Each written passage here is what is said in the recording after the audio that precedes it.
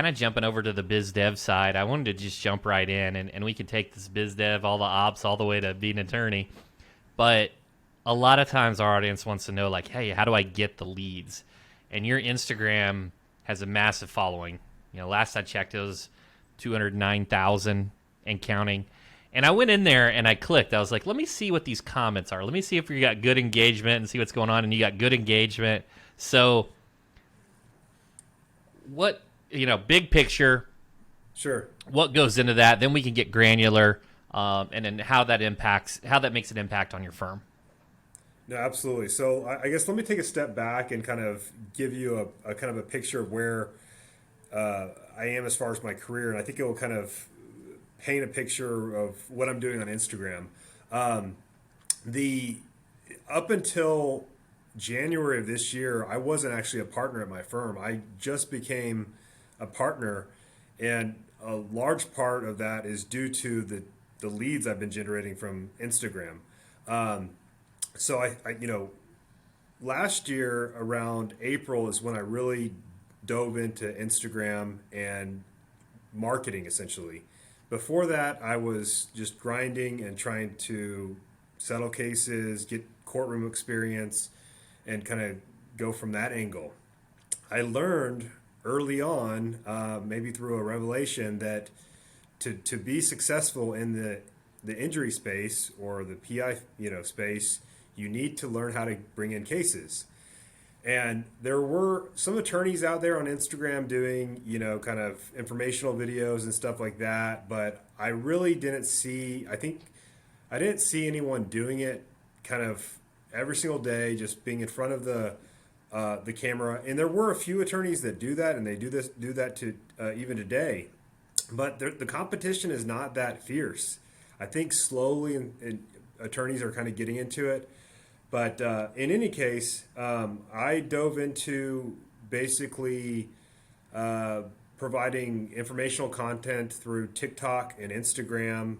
And my first videos that I did performed horribly. You kind of are very awkward in front of the camera when you haven't done it before. And so, but I got the hang of it. And eventually I started learning how to get videos, to make videos go viral. And that just organically, the trajectory of my followers has gone from 0 to over 200,000 just on Instagram. So let's dig into that, because I see there's a ton of attorneys listening that are doing social media. They're even being consistent, but they're still stuck in that, I would say, 500 to 2,000 followers range, and it just kind of stay there. They don't really have a lot of engagement. What are some of the elements that you've broke this down and you've kind of figured out, like what makes something go viral? What are some of those components to really generate impressions? Absolutely. So and I get this question asked a lot because everyone wants to know the secret code. And Right. I wish I could. There was like a magic cheat sheet where I could say, "Hey, this is how the Instagram algorithm works." There essentially is, but it's harder to execute it than it may seem. And what I'm getting at is, I found out that Instagram, it depends on the user's preference. So if you talk about car accidents day in and day out and these obscure insurance codes and how you need UIM and you need to get your PIP coverage and you need this, you're going to bore your audience to sleep. As much as that intrigues personal injury attorneys and as much as it intrigues colleagues, and we talk about all these nuances of law and how we can one up the defense attorney, it's not interesting to the average Joe.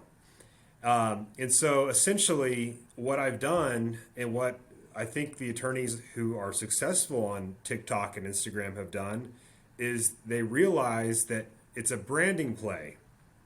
To gain the follower count and to gain the virality, you can't focus on just injury law and insurance law. You need to go broad and do criminal, do interesting facts, do um,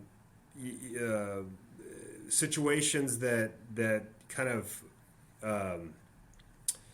create controversy in some sense, because controversy drives views, and it doesn't have to be controversy that casts a negative light on you, but it could be a controversial topic that everyone's talking about, and if an attorney can opine and talk about it in such a way, people are engaged with that.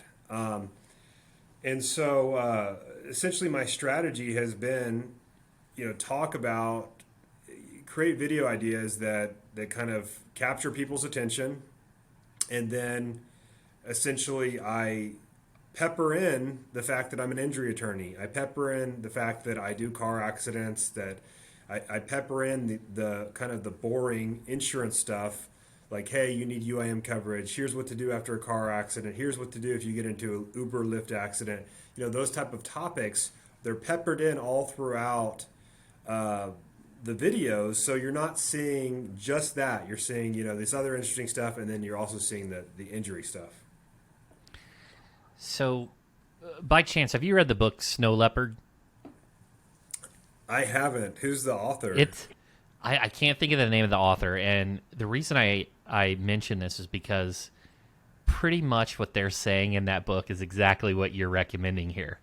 So you should definitely check it out. And I haven't finished it, but it really talks about, look, if you're trying to reach a broad audience, talk about things that a broad audience would be interested in, and if you're too narrow, you kind of position yourself where you're too specific, and you don't appeal to enough people. Yeah. And I think that's so interesting. And the other thing too is you seem to be really consistent. Are you getting in a regular cadence? Like, hey, every Monday I knock these out, or maybe it's every day at 9 a.m. I'm knocking the video. Like, tell me about the habits that go into this, since you yourself are creating the content. Sure. Yeah. So I don't have like a social media team. I mean, essentially, now I'm a partner at my firm, Payne Injury Lawyers, and I do all the video production myself, essentially. I do that not because I think it can be delegated. I think you can definitely delegate it, but I've kind of gotten in a cadence, so to speak, like in such a way where I can knock it out pretty quickly. But as far as the weekly shoots and everything, essentially it involves coming up to my office on Sunday, either a home office or my physical office. And my wife is my teammate. She actually comes up, and we use an iPhone 13, and we use the back camera on the iPhone 13. We record all the videos. It doesn't require, extensive production equipment or anything of that nature. We're shooting it with that, and we use a professional microphone, essentially, like the Rode mic. Wow. It takes about 2 hours to record, and then I send it off to a video editor to do the edits and everything. So like once a week you'll do a 2-hour batch, and it'll be good for the week. Is that what you're saying? Yeah, I try to do 7 to 12 videos a week. So at some point throughout the week, I sit down. So in addition to those 2 hours, I also have to devote like 1 or 2 hours throughout the week to come up with the ideas, because I essentially write myself a script, and I bring my script, to the shoots. And so sometime throughout the week, I write my script, and then on Sunday I shoot the videos, and then send it off.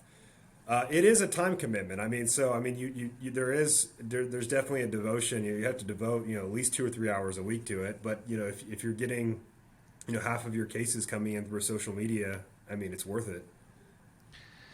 I just heard Pomp on My First Million. He was talking about his role, and he said it's just to do podcasts and social media because he creates distribution, and that distribution is so powerful, right? So if you have a message, the firm has a message, you've now got a few 100,000 followers. It's just going to continue to grow that are engaged and going to hear what you have to say, as opposed to 2,000, right? There's just a lot of leverage there.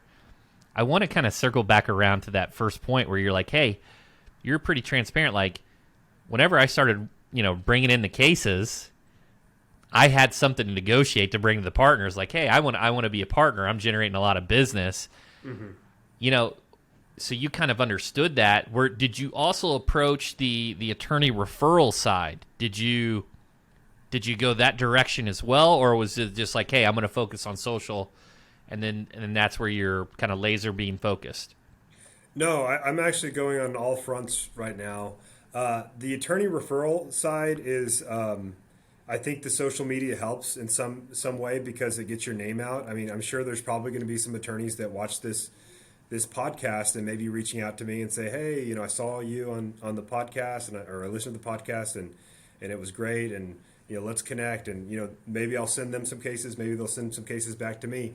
But I mean, at the end of the day, people do business with people they like, the know like trust type of deal. And so, obviously they have to know you first. If you have over 200,000 followers on Instagram, a percentage of those are going to be attorneys, and a percentage of those are attorneys that are going to need a referral source. So, our firm essentially doesn't do any marketing outside of my social media. We're a litigation firm. So prior to me going down this endeavor of getting cases essentially coming in right from the inception, 90% of our cases were referred from other firms, billboard firms, or firms that did a lot of ad spend, pay-per-click, and stuff like that, or radio, television, and that type of stuff. And essentially, but yeah, to circle back to your question, I've been reaching out to a lot of firms to see if there's cases that might not fit their business model, and oftentimes there's relationships that have kind of come about through this progression of just getting your name out there. In other words, social media can also be used to just get your name out there, and then once people recognize you, it's an easy end to make that introduction and have that potential referral partner.